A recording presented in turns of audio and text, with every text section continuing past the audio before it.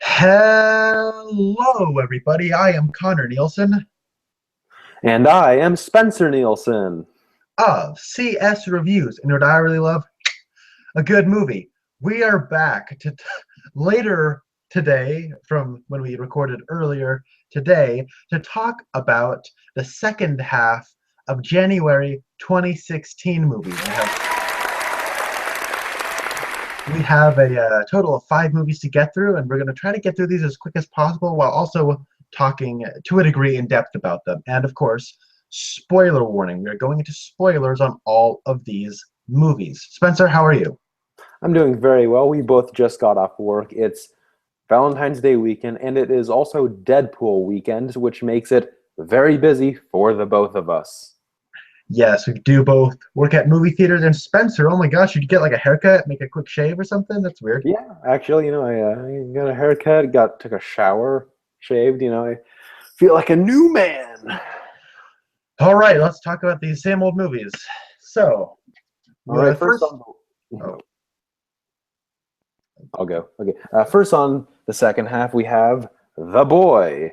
Connor, what is The Boy about? The Boy is a movie about Lauren Cohan. Am I saying that right? Yeah, I believe it's Cohan, Okay. not Cohen. And whatever. If Yankee Doodle Dandy has taught me anything, Cohan spells Cohan, not Cohen. So that's next week when we talk about Hail Caesar.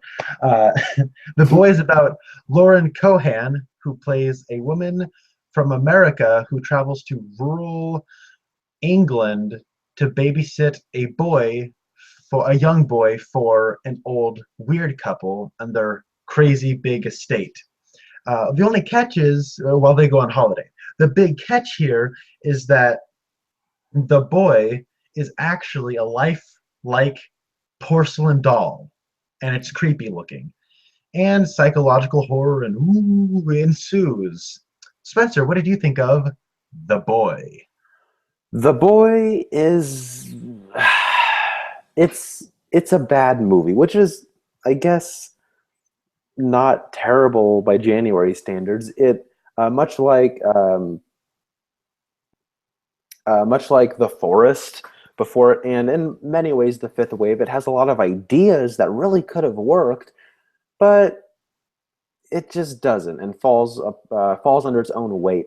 The difference here is that a lot of the ideas actually work in the moment, but then you start to question it, and then some things don't make sense.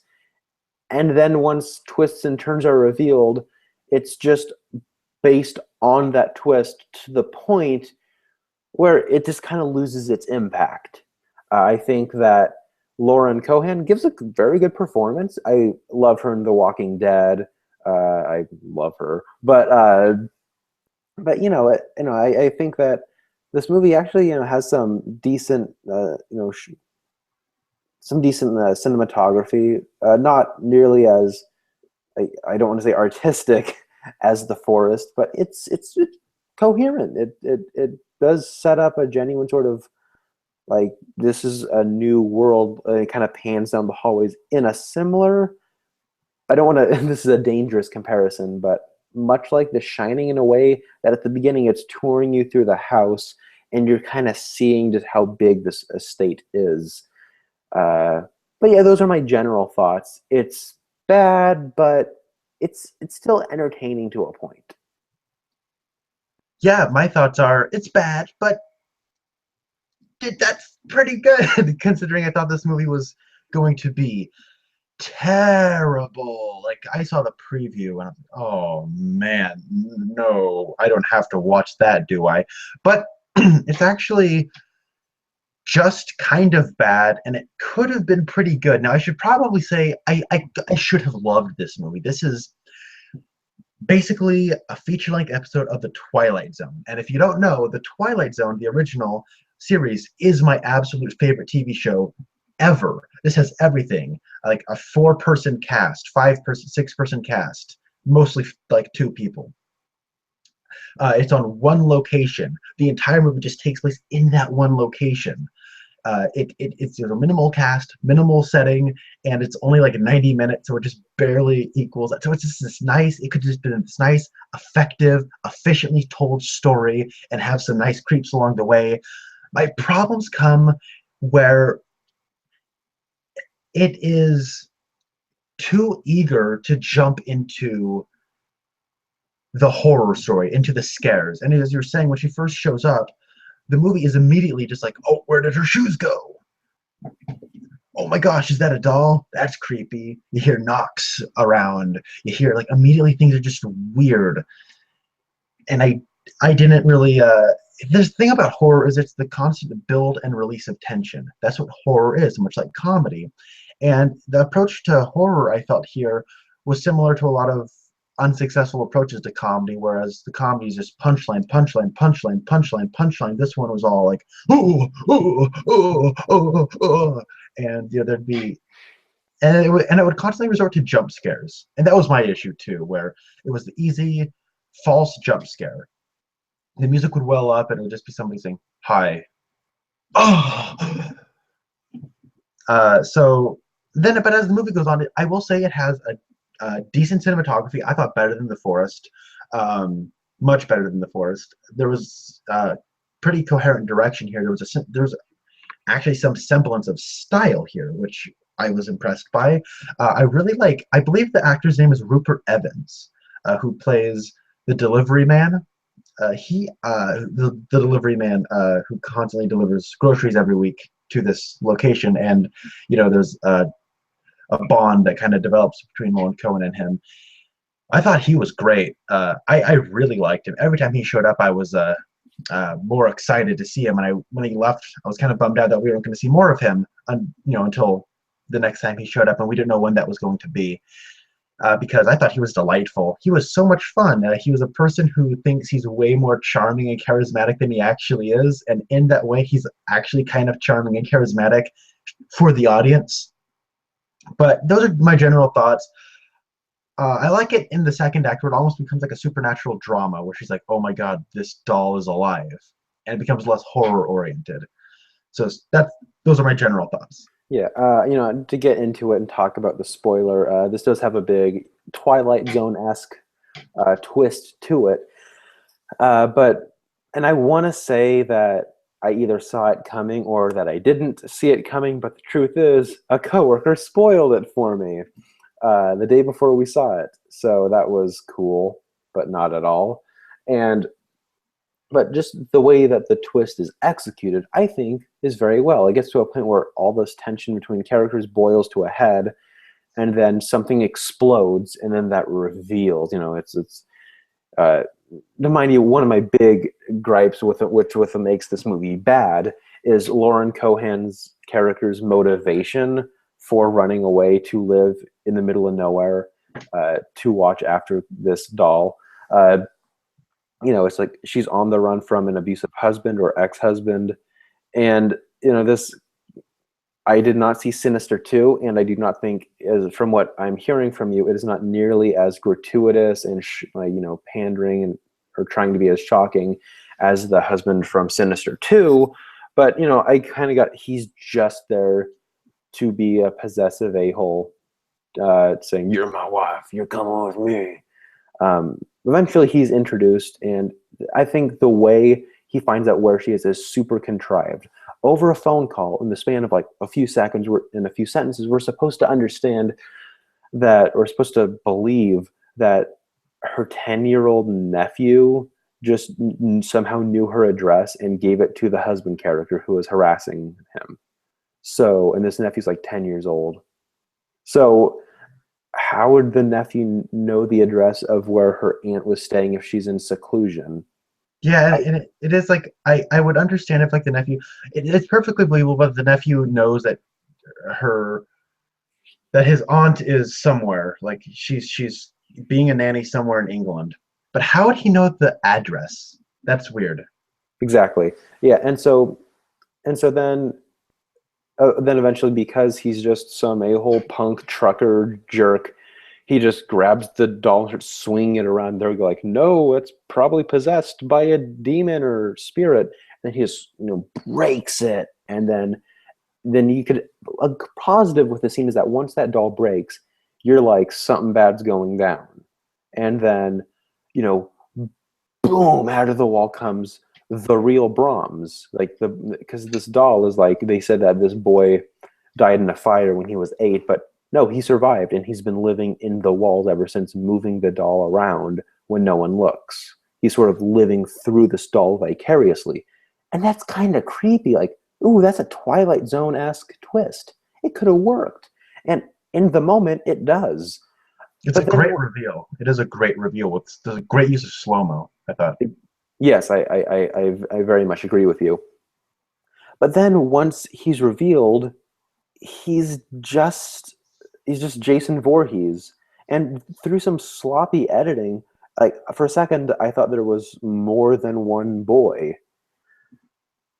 Yeah, I that was one of those things that I was very confused by. Like, so he just comes out of the wall, and it's like this man who always has a big hipster beard and some shaggy hair, but he has like this doll face, like wearing it as a mask.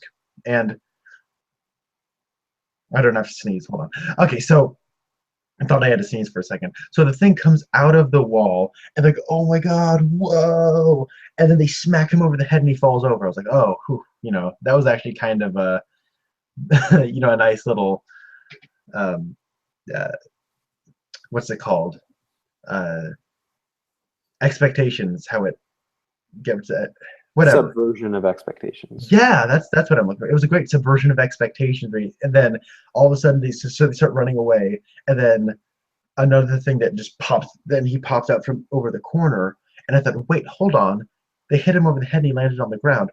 Wait, hold on. There's like 5, people living in the walls. Really? Oh, that's lame. They're all deciding to come out now, and then no, there's just one.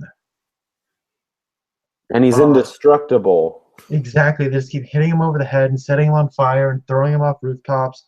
They're Buster rhyming him out of the this is great continuity from a couple episodes ago, but he kicks him out. They kick him out of windows, and he just keeps coming back. It was so lame. And the worst part is the longer Brahms was on screen, the less he seemed to have meant to the story.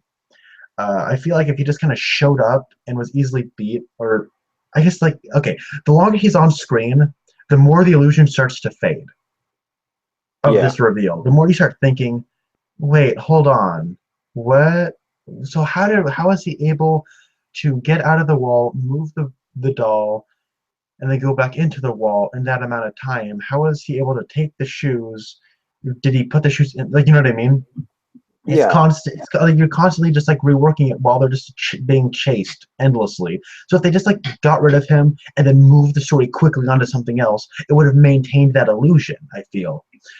So the ending is pretty uh disappointing to say the least, especially when I thought it actually kind of did pick up. But I have to agree with you about that whole subplot of the abusive ex-husband, the abusive man in Lauren Cohan's life. The what got that whole subplot did not work for me at all. They constantly had to remind you that it was coming up in these seemingly reshot scenes that just are inserted into the movie, and the dialogue is so on the nose and so expository. And just he is abusive, right? Yes, I know. I'm the one he abused. Like, it was just dialogue like, oh no, he said he was going to write you a letter. My son gave you his address. And then me as an audience member goes, well, he's going to show up in the third act. And then when he does, it doesn't ever get sad. It's not a satisfying end to that. He's not particularly scary. The actor is not particularly good. The whole thing was just so clumsily inserted into this movie as a way to kind of just drive that climax and drive that third act. And so naturally that whole thing felt unsatisfying. Yeah, I completely agree with you. And then also jumping off that, so it's revealed that when Brahms' parents are on holiday, is they decide to kill themselves. which I just don't get their motivation for this because they feel bad for what they're doing. And I guess, they want to love their son, but they don't like what he's become, is what I'm assuming. Why have they never like killed him themselves if they really don't like what he's become or anything like that? I know that sounds like, oh, that's inhumane, but it's a horror movie in January. Like, but at this, something I do like, which would have been subtle and really creepy, but then they focus on it just a little too much to the point where it kind of loses its, oh, that's disturbing, is eventually they decide to exit by running through the walls of where Brahms has been living, and they go to like his living quarters, like they run through there. And earlier in the movie, she loses a dress and like her necklace or whatnot, and then it shows where the real Brahms bed is, and you see sort of this makeshift play doll with her dress and like a wig on it, and it's really gross and kind of disturbing. But then they have to point it out and then kind of have a shot, and it's like, he took my dress. Well, yeah, we know that. We can get that. So what I think this movie ultimately suffers from is, I'm gonna assume, was a decent screenplay that just suffers from muddled storytelling. Yeah, the storytelling is also another thing because there's a when the parents kill themselves, the old couple, they when they kill themselves, they send a letter explaining everything, and we see the letter arrive in this little dish on like a desk or something, and the camera lingers as you see this envelope sitting there, and then what happens is, uh, I was never sure whether or not she read that note or not because she seemed to be taking it very well, and so I was like, does she know this? Does she not know this?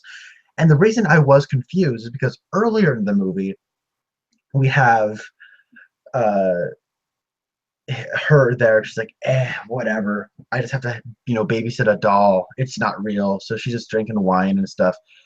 And it's like, okay, this is like her first day on the job. And then the next scene, Rupert Evans shows up and is like, happy delivery. Here's your 1 week's payment. Oh, a week's already passed? This is weird. And so, and that's a microcosm of the whole thing. I don't know exactly how long this story takes place over the course of. So when we get to that letter shot, when we get back to it, when they're going through the living quarters, Lauren Cohen finds the letter. She's like, "Oh my gosh, they knew the whole time!" And I didn't know that Brahms took that letter. I didn't know this stuff. So there's some very shoddy editing, some shoddy storytelling here. So yeah, I this movie, it's bad, but I do like some of the ideas. I like some of the scares. I like the way this movie looks visually. I think it's stylishly photographed. I think the cinematography is good, but a lot of the scares I don't like. A lot of dream sequence, a lot of jump scares, and it's just too eager to get into them. So in the end, I'm going to give this movie a 4. As am I. Also, fun fact, uh, the man who composed the musical score for this movie and The Forest is Bear McCreary, the man who does the music for The Walking Dead. I think that's funny, especially with Lauren Cohan as the lead. Yeah. Moving on, our next movie is the Western Jane Got a Gun, starring Natalie Portman, Ewan McGregor, and Joel Edgerton. And it is directed by Gavin O'Connor, who gave us Warrior, which is a movie I have not seen. And Spencer, what did you think of Jane Got a Gun? Well, I don't think I'm the one you should ask because I actually fell asleep while watching this. Or at least I was nodding off and not quite engaged for a good chunk of the second act. Uh, partly because I was tired that day, but also this film is not that engaging. What Jane Got a Gun is about is it's about a woman named Jane, played by Natalie Portman, who has a daughter and a husband, and her husband who left a life of being an outlaw to settle down with her. He comes back home after a job and he is like all shot up and messed up, and he has said that his old boss, the one who he left and left on bad terms with, is coming back, and this time to kill husband and Jane. For some reason, he really doesn't like Jane, And so she enlists the help of an ex-flame played by Joel Edgerton to help defend the homestead and send the Brit back to Britain, except for he's American and he's really wrestling with that Southern accent. So yeah, Connor, since you were not unconscious, because you were not unconscious for a few minutes of this film, what did you think of Jane Got a Gun?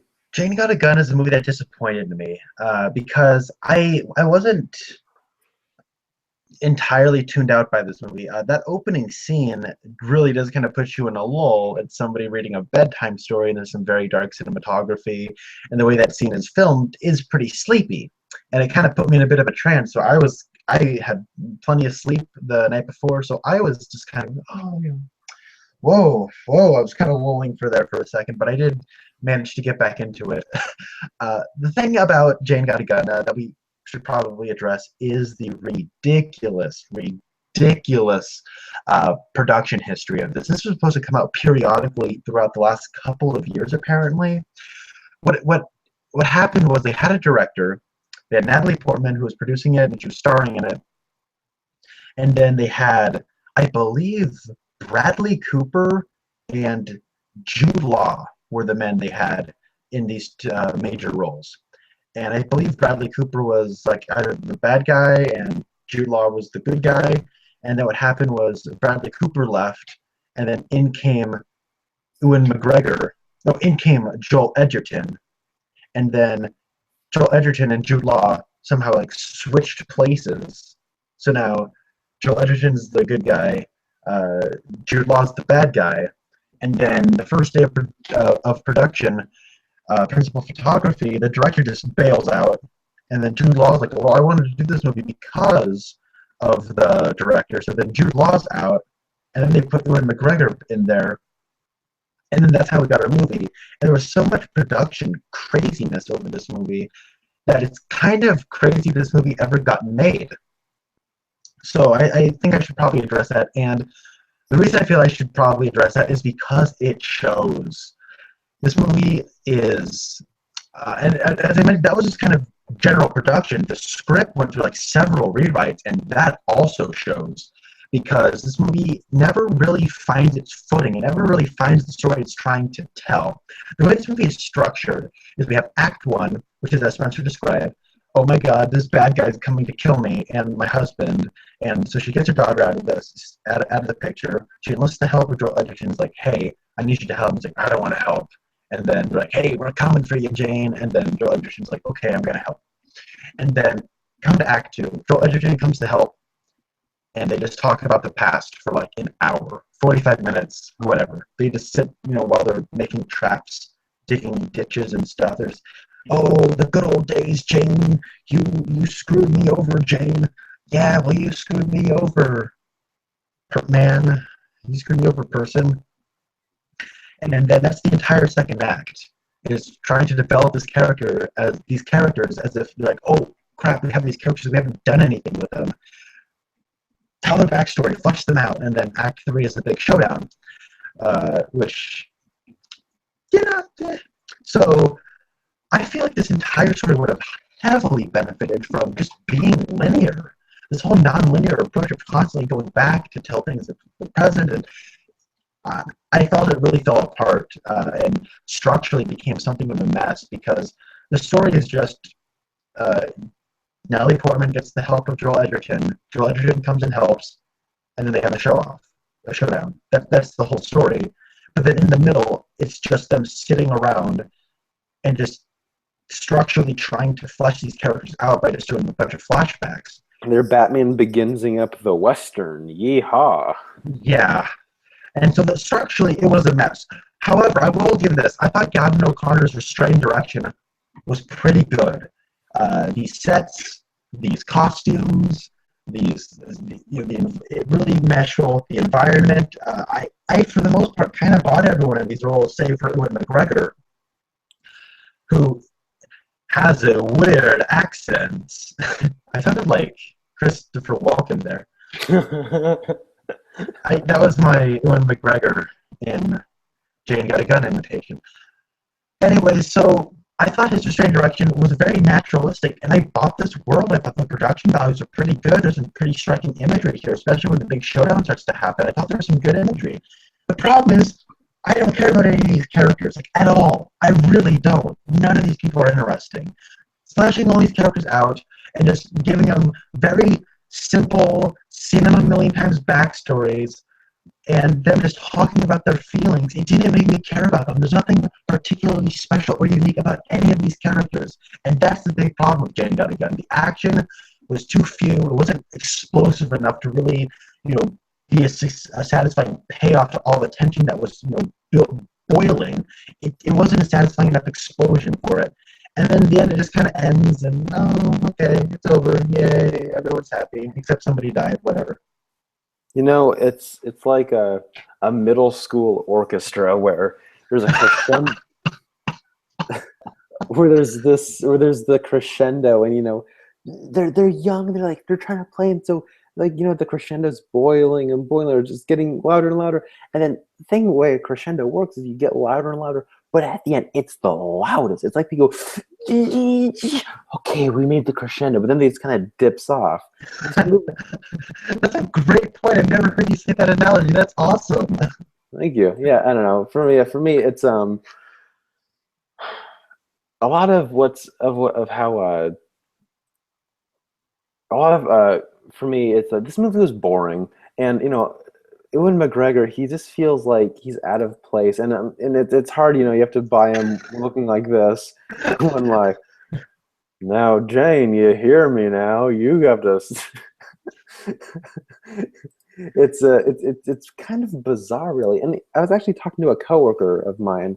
I was trying to explain to him. I said it's a Western starring Natalie Portman, Joel Edgerton, and not Jude Law, sorry, Ewan McGregor. Yeah, and it's pretty much a Star Wars Episode 2, Episode 3 reunion, and it's a Western and it's a revenge story. And he goes, "Oh, really? How was it?" And I said, "It was boring. It put me to sleep." And he went, "How is that possible?" Because think about that. You say that those big names, it's sort of a revenge Western flick. That could be really neat, but ultimately just describing the movie makes it sound way more entertaining than it really is. And yeah, the ending has some really neat shots, but other than that, I feel like the cinematography and some of the lighting just feels kind of like, whoa, we have a director for hire. And now, granted, Gavin O'Connor didn't have a lot of time to prepare for this movie. He didn't. But what I thought is, say if you put Guy Ritchie as the director and made it very flashy, his style I felt would have been very distracting. It would have taken you out of this world they were trying to create and make you just think that's Natalie Portman in a costume in a set, filming it today, making it trying to look like the 1800s, 1900s. You know what I mean? Yeah, and I'm not trying to say that Guy Ritchie type is the right fit for this project, because it's not. But I know, now, weird example, but what if this was not, I guess not weird, but outdated example is, what if Clint Eastwood directed this? And because he's done with the Westerns now, Unforgiven was his swan song to the Western genre. But something like that, where I don't want to say it's generic, but it's just a little bit more old school with a little bit more wider shots, would have at least sucked me in a little bit more than making it feel very close quarters and a little like that whole modern handheld close quarter sensibilities, like in that first scene, which put me to sleep. I also, one thing that I had an issue with, especially, was Ewan McGregor's villain character. This guy has no personality, no motivation other than, what are you talking about, Connor? I want what I want, and I'm getting what I want. He might as well, he would twirl his mustache if it was long enough, but it's not long enough. But there's some decent, I thought there was the part where her husband is just going through the brothel with his guns and kicking down doors, and I thought that was a decent little shot that they had, and it was just take that shot isolated. That worked within the story they were telling. I think there's some Gavin O'Connor's really trying to tell a story here, but the script is just so jumbled and confused and just all over the place that he wasn't able to tell a good story. That's my thinking. Yeah. Also, the husband character just kind of dies, and they just have a moment of, that sucks. All right, back to the plot. Yeah, pretty much. And now the whole idea is they're definitely trying to do a Sam Peckinpah kind of a story. They have the visual aesthetic of something like the Wild Bunch. They have like the whole defend the home. What's happening on the inside is symbolic of something, and what's happening on the outside is symbolic of something. As like straw dogs, they're really trying to go for Sam Peckinpah style movie, but it doesn't really work because you don't really care about these characters, and the script is kind of all over the place. That none of what's happening really means anything, and it is pretty thematically hollow. Yeah, Um, it's just kind of the plot is it's a movie about the plot, which is about these characters, and these characters don't offer anything new. So by definition or by deduction, this film doesn't offer anything new, and it's just kind of on. I remember when I walked out, you're like, "So, what did you think about Jane Got a Gun?" And I just said, "Well, it was on. It was in focus. I mean, it happened." yeah, I'm gonna give Jane Got a Gun a 4 out of 10. That might be a little generous, but I'll give it a 4 out of 10. Yeah, I give it a 4 out of 10 question mark because again, I feel like I'm not the right person to ask for an in-depth like opinion on this film because I spent a lot of it like trying to stay awake. But then again, is that a testament to how unengaged this film is? That's a fair criticism. Spencer, what is the next movie on our list? I don't want to talk about it. We okay, but I will. The comedy mastermind Marlon Wayans gives us 50 Shades of Black. Connor, what did you think of? Well, tell us what 50 Shades of Black is about. Well, did you see 50 Shades of Grey? I did. Oh, well, yeah, me too. Poor us. Anyone who unfortunately had to endure 50 Shades of Grey, this is a parody, a scene for scene parody of 50 Shades of Grey. Oh my God, that sounds amazing. They're making fun of 50 Shades of Grey. But it's a Marlon Wayans movie. So every scene is an unfunny joke about farting or pooping or ew, that's not what happened. Oh, that's Hey, sexual. hey Connor, did you know that Marlon Wayans is black? Because the film wants you to know that. Yeah, he's black. And they also want you to know that he sells drugs, and because black people selling drugs is hilarious. Black people saying the N word is hilarious. Black people complaining about white people is hilarious. And those are really all that this guy does. He just complains about white people. He talks about how he sells drugs and that he's black and he calls people the N-word all the time. That's this entire movie. That's all it is. That's all this movie is. Hey God, Connor. screw this movie. What? Yeah. So, do you know who The Weeknd is? Yeah, I know. Oh, Spencer, did you know that The Weeknd got his big first hit was off of the 50 Shades of Grey soundtrack? Did you know I, that? I did not know that, but did you know that the Weeknd has a really long penis, and I guess it just falls into drinks, and that he's Christian Black's cousin? His brother. Oh, his brother, his adopted brother. That's the joke. Yeah, remember that part in 50 Shades of Grey where he gets his brother to hook up with the roommate? Oh God, this movie's depiction of the roommate is she's a white girl who thinks she's black. So she talk like this, and she's always made up in a different way every time she comes on in. It's like they couldn't get Rebel Wilson. Melissa McCarthy's too old for this stuff, and they couldn't get that one really annoying actress from Goosebumps and the only unfunny part about 22 Jump Street. Remember her? It's like they couldn't get her, so they're like, let's just dig up something that remotely resembles that person. She was like, I would say she is bogglingly annoying. Like the movie doesn't get any lower than her, but she is on that same like bottom of the barrel as Marlon Wayans and everyone in this movie. Yeah, I just want to say, going forward, it's no surprise this movie sucks and everyone hates it. It's worse than 50 Shades of Grey.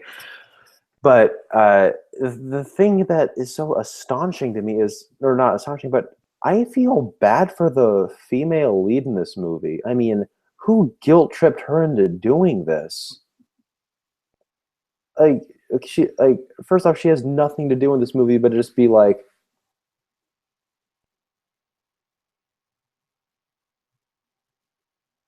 Make fun of Dakota Johnson from 50 Shades of Grey. That's what you need to do. Just do your imitation of that. And she's that actress is obviously like, oh my god, I'm in a movie, I'm gonna try, but she was annoying.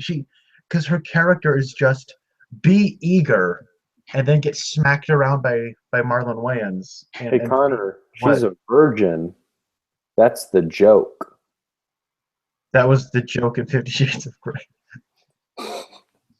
Yeah, so look, this movie is like, I remember Fury of the Film Fan, who's been out of the YouTube reviewing pictures for quite a while, but I just remember he would just go on rants about the Friedberg Seltzer duo and how it's just a string of pop culture references. And the thing about that is this, I can't even say that. It's not even pop culture references. It's just all it is you'll get the occasional pop culture reference, which might be the funnier, I don't even want to say that, elements of the movie, but all this movie Spencer. is just a collection of scene for scene pseudo parody of 50 Shades of Grey, followed by Marlon Wayans doing his whole "I'm black" shtick, followed by just, oh my god, what? I forgot. Oh yeah, dude. You know the guy who plays the friend who's trying to get with her? That's a Vine star. How come you don't know who he is? He's from Vine. Oh, is That he that's got the famous off of? that's the joke. You recognize him. He's from Vine. And remember that part in 50 Shades of Grey where where she had a friend who was trying to get with her who wasn't Christian Grey? Well, what if we rank that all the way up to 11 and he's real trying to get with her, like Yeah, actually okay, drugging her. Like yeah, that's like let's turn it up to 11. Let's make everything louder. Everything needs to be louder. I feel But like that's that. not funny. It's not funny. There's no joke here. There's a reference to Whiplash. There's a whole scene that's making fun of Whiplash. Don't get me started on that. Why Whiplash? Look, I love Whiplash. It's one of your favorite movies ever made. It was nominated for Best Picture. It was one of the best movies of one of the best movie years in recent memory. It was the best year. I'm sorry, it was the best movie of that year. No, Boyhood was. But what No, happened? Whiplash was. Anyways, whatever. Whiplash, like, look at nobody's seen it, okay? That's just the fact. Nobody's really seen it, and people watching a Marlon Wayans sure as hell have never seen it. They haven't seen it. Why reference that? It's not funny if you're not familiar with Whiplash, and if you do get the joke, it's in this movie, so the somewhat more cultured people who watch these kinds of movies aren't gonna go to this particular movie, and the me and you are the schmucks that are in this movie and recognize Whiplash. So what's the point? We're not laughing. It's not funny. Like Hey, Connor, we're supposed to laugh because we know what it is. exactly. There is a joke. They make a joke about Zero Dark 30. Okay, if Whiplash has no relevance, Zero Dark 30 has negative relevance. Why? Why reference Zero Dark 30? What happens? They have a strap to a bed, a strap to something. I don't know what they call it in BDSM. And he's like, I only got one question for you to try to dirty talk her. She's like, what? And he takes a towel and starts waterboarding. He's like, where's Osama bin Laden? Get it? Did you watch Zero Dark 30? Oh, what's that? Nobody really watched Zero Dark 30 except for the people who go to watch Oscar movies. Oh, and that is nobody who watches Marlon Wayans movies. Oh, nobody gets it. It's not funny on top of that. I don't understand the logic of this movie. And it's another joke where it's like, um, uh, that's a whole joke that he doesn't get current affairs.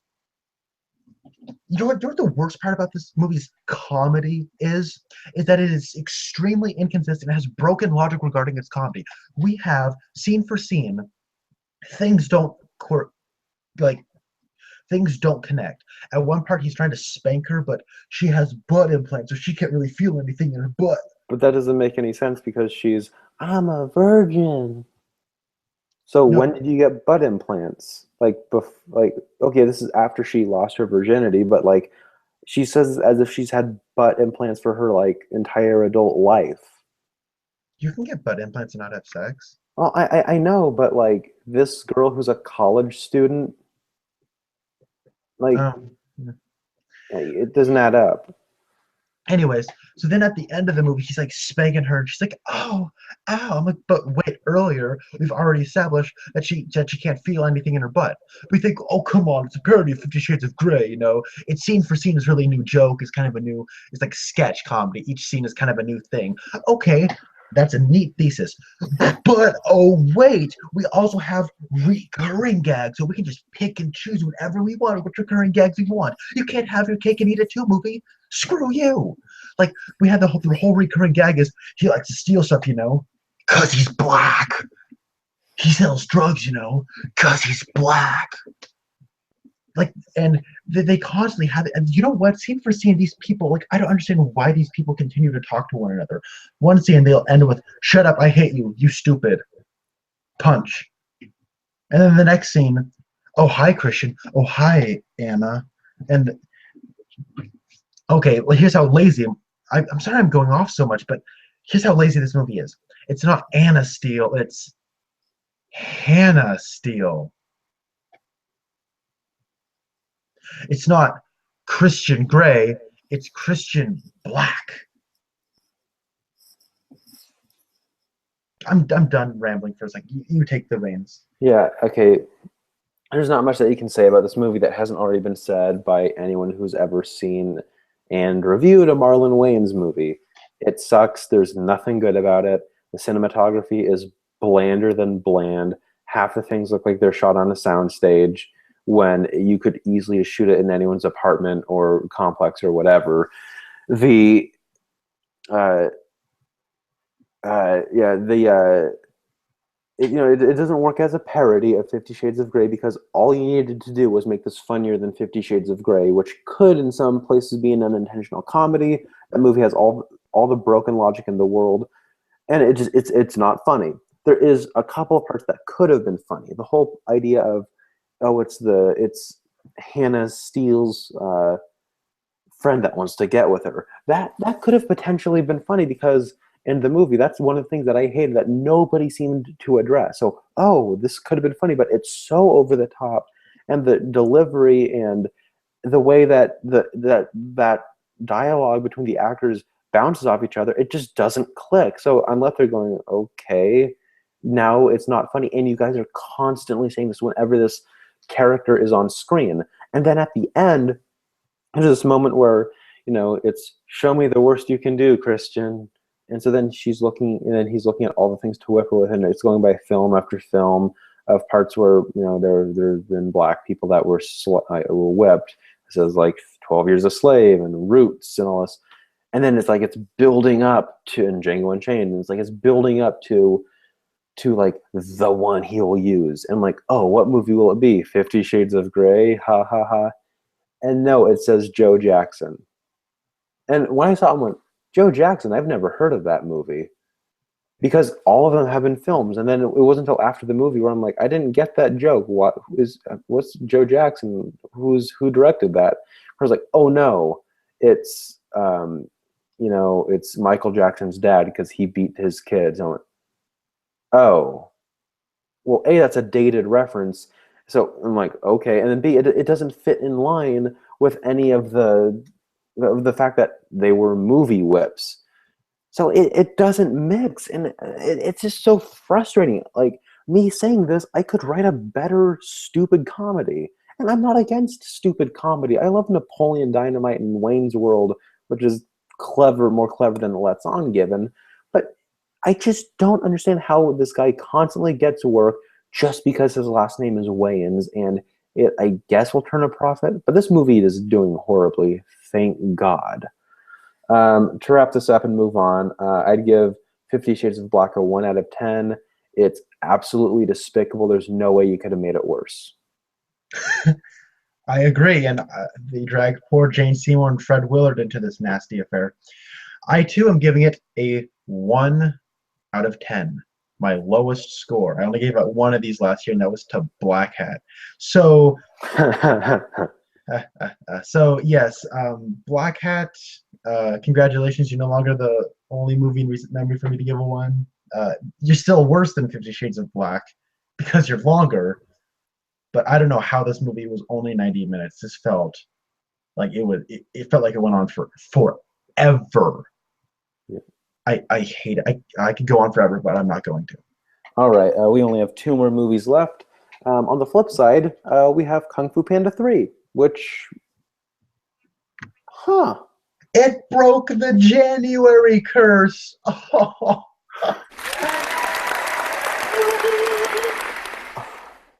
Yeah. Oh my god. Oh my god.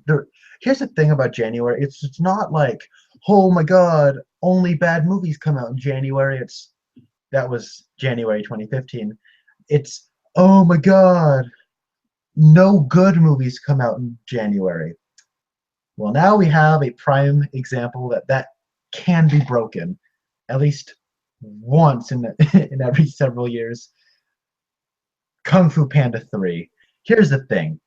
Yes, technically, it was supposed to come out in December last year, but they didn't want to compete with Star Wars, and reasonably so. But it is still technically a January movie, and it is good. So we have a good January movie. Spencer, tell us about Kung Fu Panda 3. All right, Kung Fu Panda 3 follows the adventures of Po and the Furious Five, or the Fearsome Five. The Warriors 5. The Warriors 5. And they're these ninja masters of martial arts, and one's a tiger, it's Tigress, one's mantis, one's crow, one's not crow, one's a crane, and one's a viper, and they're all taught by Master Shifu, who's Dustin Hoffman, and he studied from this tortoise, Master Oogway. It's a continuation of the series. But Po, who's a panda, he decides to figure out where he came from, and he meets his biological father, to where he feels like he can learn the essence of being himself, but in turn master the power of chi, which is some spiritual energy that only you can know if you know who you truly are. So they embark on yet another Kung Fu Panda adventure of self-discovery, and yeah, that's the premise of this movie. Oh yeah, meanwhile, an ancient evil that was Master Oogway, who's dead, I guess, and he lives in the spirit realm. He's broken out of the spirit realm. He's Kai's reviews, and he wants to destroy every like kung fu master and take their chi, so he can have all of the chi in the world. And that's the premise for Kung Fu Panda 3. Connor, how did you feel about Kung Fu Panda 3? Well, it was good. It was good. I'll say I thought it was a little bumpy getting off the ground, but when it hit its stride for a good hour. I was thoroughly enjoying this movie. It wasn't deep. It wasn't like thought-provoking. It wasn't quality animated cinema. But man, was I having a very good time while watching this. And then the third act was still fine. It was still good. But it did succumb to conventional storytelling akin to most DreamWorks animated movies. That's my general thoughts. And most of the voice acting is good. Some of the voice acting isn't that good. But the animation is impeccable. This movie looks incredible. I loved the animation, and the music was so nice. Anytime like Kai showed up and they had his theme coming up, or anytime it was just them going through the village and you just heard the music in the background, it was music to my ear.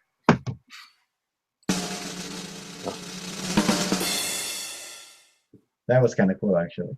Spencer, what did you think of Kung Fu Panda 3? I have to agree with you a lot. It's good. It's a lot of fun. It's very fun. It was our only way of seeing this was seeing it in 3D, and we both do not we prefer 2D to 3D, very much so.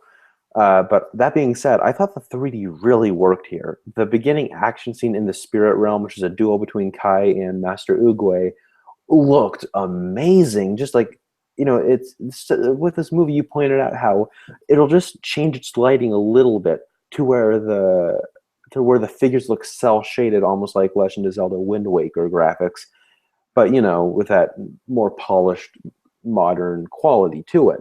But it managed to change styles in animation, yet not feel jarring. It is beautiful to behold. The action, it's dynamite. These filmmakers really have a grasp on animation and action, and this works as an animated movie for kids, and in a way, it works as like a martial arts movie. I think that it's going to look great on Blu-ray. Buy it on Blu-ray. But at the same time, yeah, it's safe. I think it's a very safe conclusion to a trilogy akin to Return of the Jedi. It's not bad. It's just it doesn't have as much ambitions. And at the end, you have this big, lofty celebration of, oh, yay, we all have our chi, and they changed the lyrics to Kung Fu Fighting to everybody was Kung Fu fighting. Do, do, do, do, do, do. Archie is what we're finding. Do, do, do, do, do. And it's like, yes, it's a little corny, but whatever. It's fun. But that doesn't excuse any sort of depth that it could have had. Neither of us have seen Kung Fu Panda 2, but from what I hear, they did try to go a little bit deeper into it. That being said, the voice acting, I really dug. Bryan Cranston as a panda is the essence of panda. It is peaceful.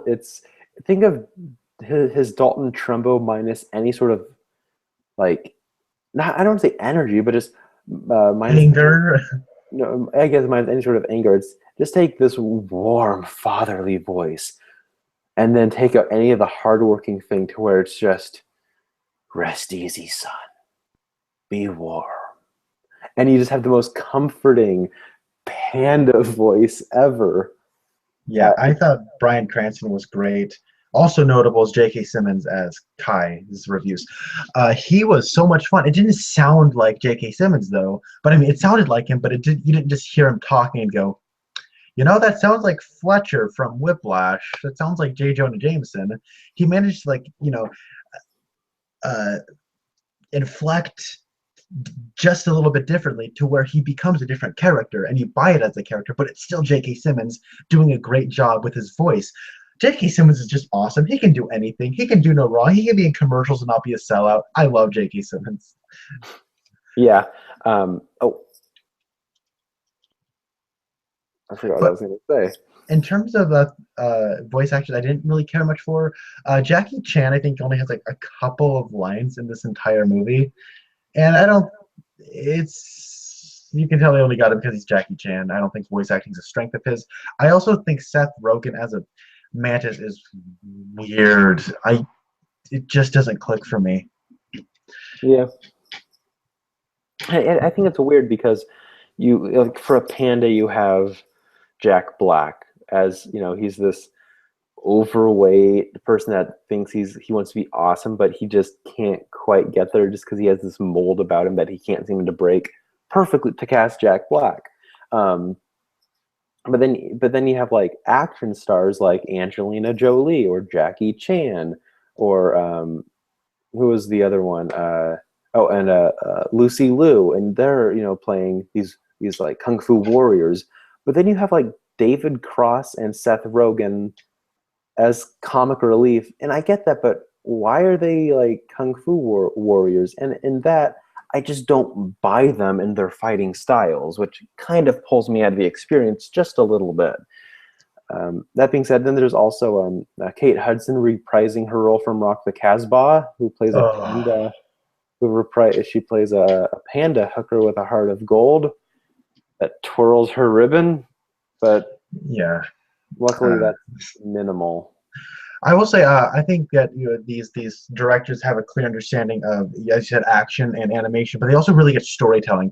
The montage sequences I thought were excellent. They were excellent when the montages were happening. You just were like, I was looking over at you, and you was like, wow, wow, Yeah, and I and think the 3D added to that because it did. But I think that 3D is perfect for animated movies. Like I think they serve animated movies much more than they serve live action movies.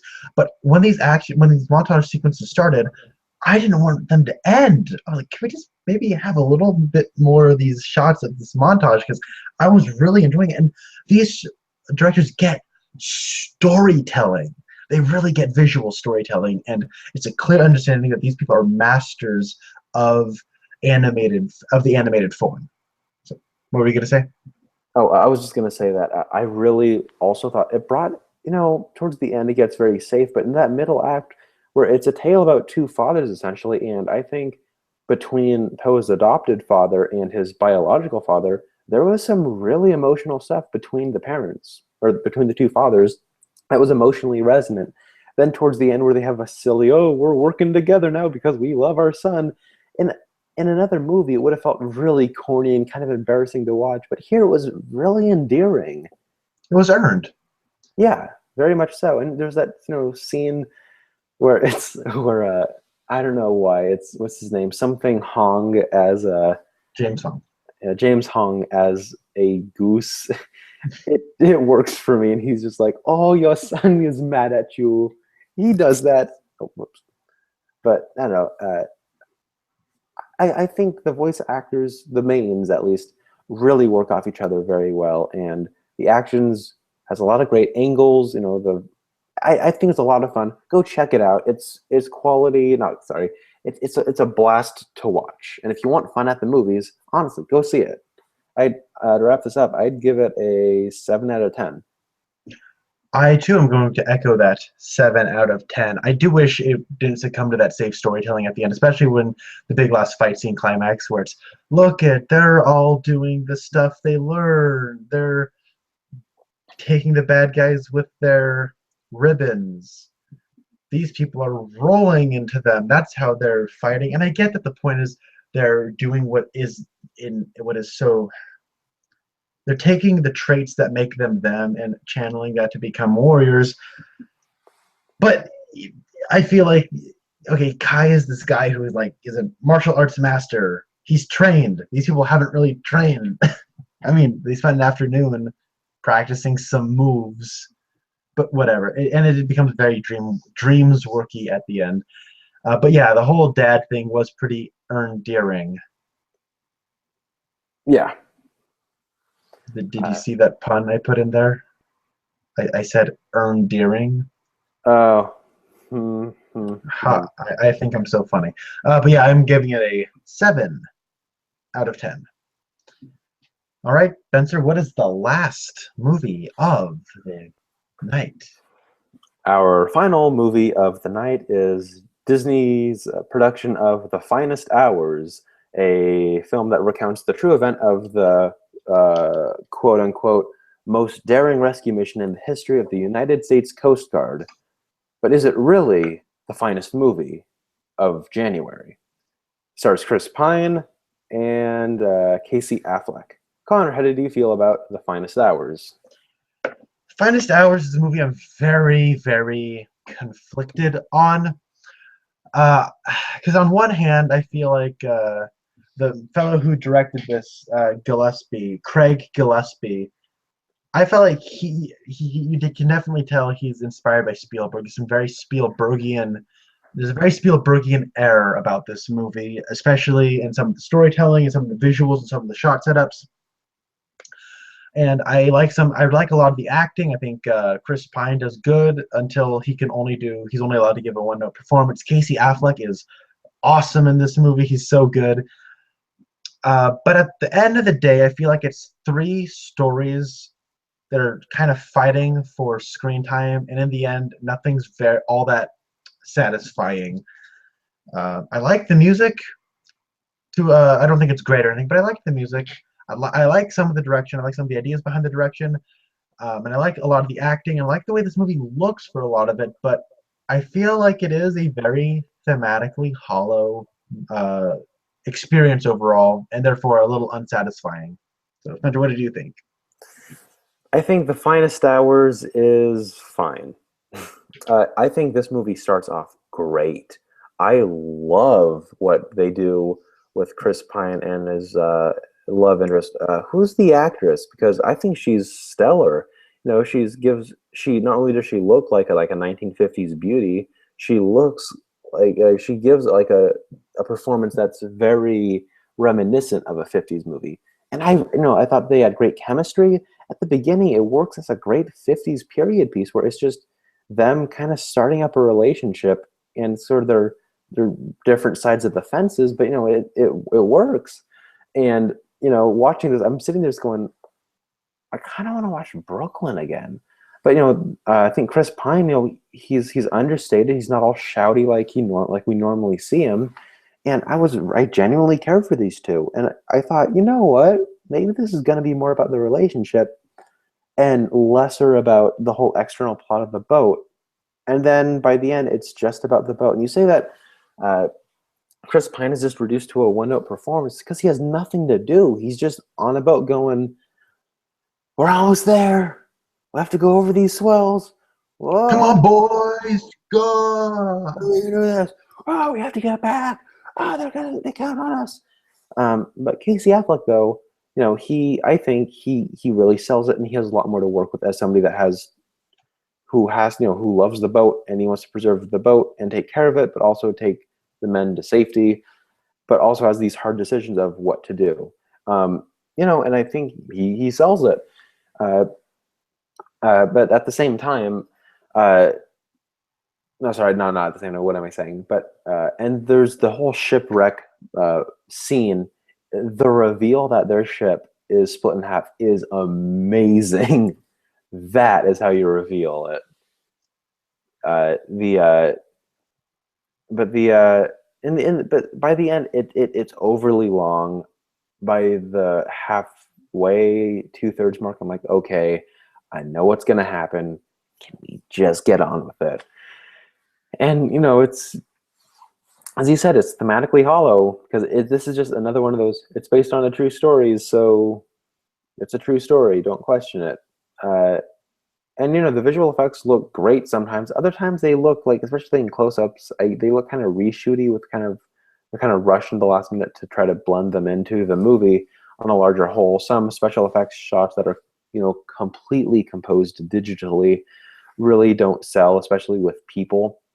And at the end, only one person dies, and it's kind of handled in a very Michael Bay sort of way. What with everyone goes, "Oh."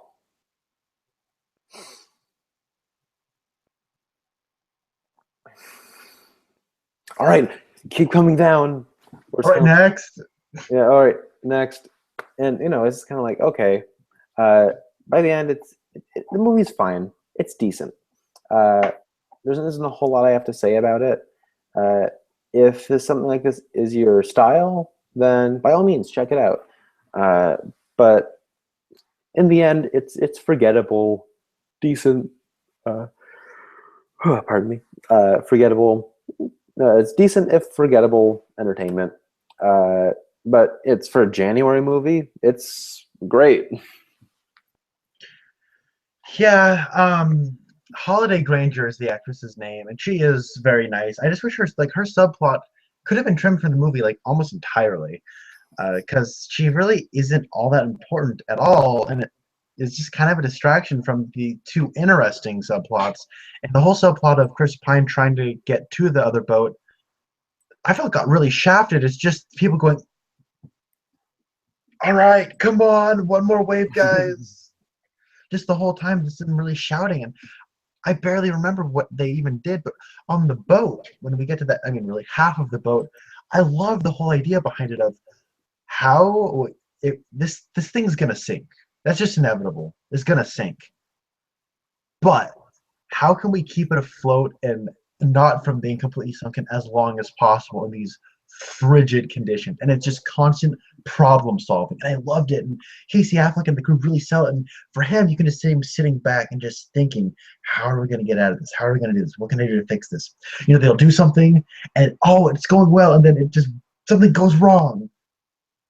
Okay. Oh no, crap. Oh no. How do we fix this? How do we get around this? It is so cool. It's very satisfying. Classic problem solving kind of stuff that just really kind of gets me going is that survival instinct kind of a thing. Another thing I had with the uh, some of the storytelling elements is it isn't a very immersive movie. It is very green screeny, especially with the scenes involving Chris Pine. You don't see any of these guys' breath until they're like just getting back to harbor. And when they get back to harbor, that whole logic was weird. How the lights go out in the town, and then Holiday Granger and everyone drives their cars over to the shore. I'm like, oh, okay, they're driving their cars so they can keep the lights on. So when the people come, when the crew comes, they can see the lights. And then they all turn their lights off. And I was like, why are they turning their lights off? And then she turns her lights on, and everyone goes, turn your lights on so they can see us. So why did you all drive over to the cove? Huh? But that was weird. So it isn't particularly immersive. I never felt cold, and especially in this. I mean, we just got The Revenant and The Hateful Eight, which make you feel frigid when you're trying to watch those movies. So yeah, I like certain elements of it, but as I said, it is thematically hollow. There's this whole idea of following regulation versus luck, and what is luck, and on regulation, where do they meet, and like there's that neat idea, and then just goes away from the movie, and they just kind of bring it up at the end, having just kind of thrown that whole idea away, and then they act like it means something, and it doesn't really mean anything anymore. So yeah, I'm gonna give The Finest Hours a 6 out of 10. Spencer? I will also give it a 6 out of 10. We kind of agree on everything. Oh, I don't know. That's weird. It's like we're twins or something. Oh. No.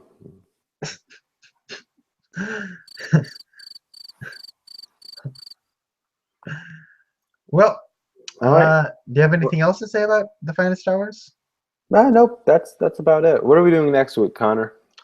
Well, not really next week, but as soon as possible, ASAP, we're going to be talking about last week's movies, and which And, is, what's it? oh, and I was gonna say, and those are. And those movies would be, the first one we're going to talk about is Hail Caesar, the new Coen Brothers movie, starring Josh Brolin and a bunch of other people. We have, then the second one we're talking about is Pride and Prejudice and Zombies, which is Pride and Prejudice, but with zombies in it. And Oh, then you we, don't say. All right. yeah, the title is a little misleading. Then we have the third movie, which was the new Nicholas Sparks adaptation, The Choice. Spoiler alert, The Choice sucks. Oh, So, does it? yeah. So that's what we're going to do next time, which is going to be soon, hopefully. So I don't really have anything more to say. And until next time, I'm Connor Nielsen. And I am Spencer Nielsen. Signing out. See ya.